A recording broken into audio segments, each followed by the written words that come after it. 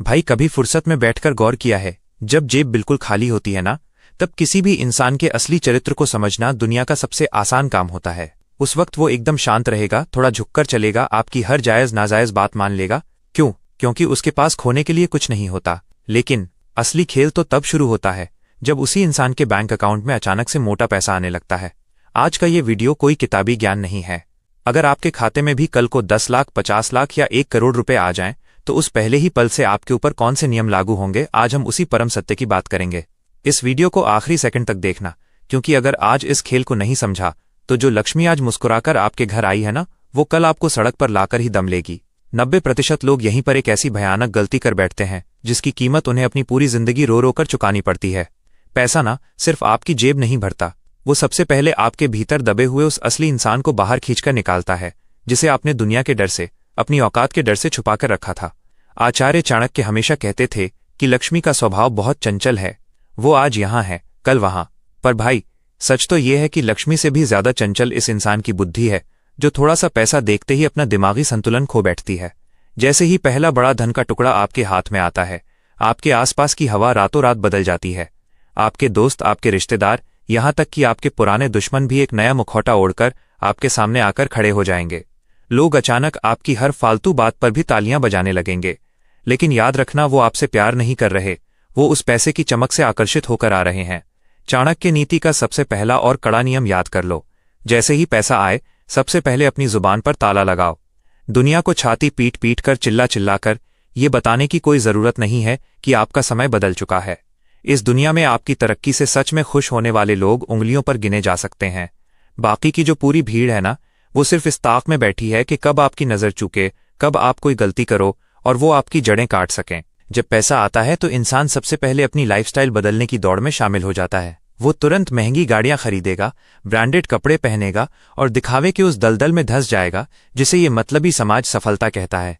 अरे ये सफलता नहीं है भाई, ये तो विनाश का खुला आमंत्रण है। चाणक्य कहते थे कि धन को संचय करना और उसे छुपाकर रखना ही उसकी असली सुरक्षा है। जब आप अपने पैसे का भौकाल दिखाते हो तो आप सीधे तौर पर जलने वाले लोगों को और दुश्मनों को अपने घर का रास्ता दिखाते हो। प्रदर्शन हमेशा कमजोरी की निशानी होता है।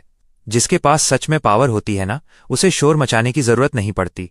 इसलिए जब पैसा आए तो अपनी सादगी को 2 गुना कर दो। लोग आपको देखकर अंदाजा ही न लगा पाएं कि आपकी हैसियत क्या है, तब तक आप पूरी तरह से सुरक्षित हो। चलो अब एक बहुत गहरी और थोड़ी कड़वी बात समझते हैं। पैसा आना आपके अमीर होने का सबूत नहीं है, बल्कि ये इस बात की परीक्षा है कि आप अपनी इच्छाओं और अपनी वासनाओं पर कितना कंट्रोल रख सकते हैं। पैसा आते ही जो गंदे शौक और वासनाएं अंदर सोई हुई थीं, वो अचानक जाग उठती हैं। नए ऐब, गलत आदतें इंसान को चारों तरफ से घेर लेती हैं। कुसंस्कार धन को ऐसे चाट जाते हैं जैसे दीमक सूखी लकड़ी को। अगर पैसा आने के बाद आपने अपनी इंद्रियों पर काबू नहीं रखा, तो वही पैसा आपके पतन का सबसे बड़ा कारण बन जाएगा। और सुनो, इस दुनिया का एक और नग्न सत्य सुन लो, जो सुनने में बहुत क्रूर लगेगा। जब आपके पास पैसा होता है ना, तो आपके अपने बच्चे और आपकी पत्नी भी आपके प्रति एक अलग तरह का आदर दिखाने लगते हैं। इस संसार में बिना स्वार्थ के कोई संबंध नहीं टिकता। यहाँ तक कि बाप बेटे का रिश्ता भी समय आने पर धन और कर्तव्य के तराजू पर तौला जाता है। जब पैसा आने लगे तो अपने परिवार को भी मर्यादा में रखना सीखो। पैसे का अंधा बहाव बच्चों को बिगाड़ देता है और घर में अहंकार को जन्म देता है। पैसे को इस तरह इस्तेमाल करो कि वो परिवार की रीढ़ की हड्डी बने, ना कि उनके आलस्य और घमंड का कारण। उनकी जायज़ ज़रूरतें पूरी करो, लेकिन उनकी नाजायज़ ख्वाहिशों के आगे घुटने टेक कर उन्हें अपाहिज मत बनाओ। कई लोग पूछते हैं कि भाई पैसा आने पर क्या दान करना ज़रूरी है। चाणक्य कहते हैं, लेकिन सही जगह और सही मात्रा में। जैसे तालाब का पानी अगर एक ही जगह रुका रहे तो वो सड़ जाता है, वैसे ही धन अगर सिर्फ एक जगह जमा रहे तो वो घर में बीमारियां और कलह लेकर आता है। लेकिन दान का मतलब ये नहीं है कि आप अपनी गाढ़ी कमाई किसी भी ढोंगी या आलसी इंसान के हवाले कर दो।